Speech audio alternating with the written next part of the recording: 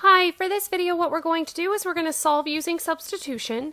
I use substitution method when one of the variables is already solved for, like this one, or if a variable has a coefficient of 1. By coefficient I just mean the number in front of the variable. So with this one, since y is already solved for in this equation, what we're going to do is we're going to take the expression that y equals and we're going to put it into the other equation.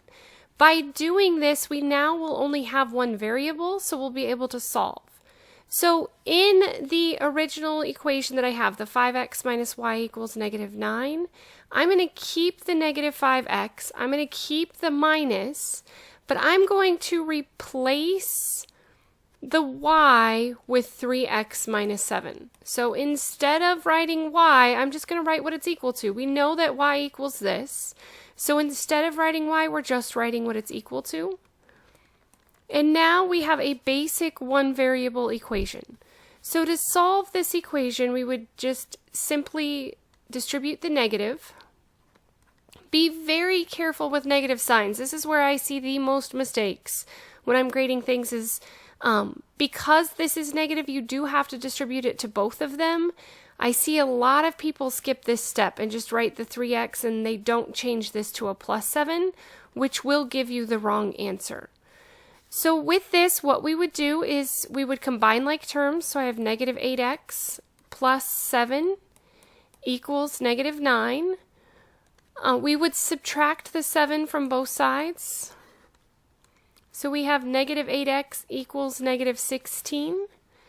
So we find that x ends up being 2. Remember that you are not done. I know that a lot of students get to this point and they're like, oh, I've got an answer, I'm finished, and that's it. But remember, we have 2 variables, so we need to have 2 solutions.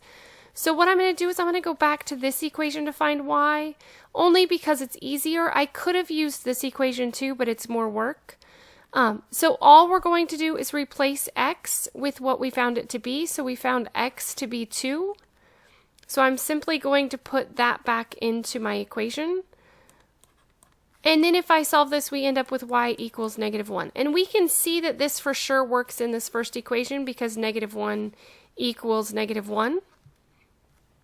But you want to check it in both equations, so let's just make sure that it works in the other one as well. So I'm going to simply replace the x with 2 and replace the y with -1 and see if that gives me -9. So this is -10 plus 1, which yes, it does give me -9.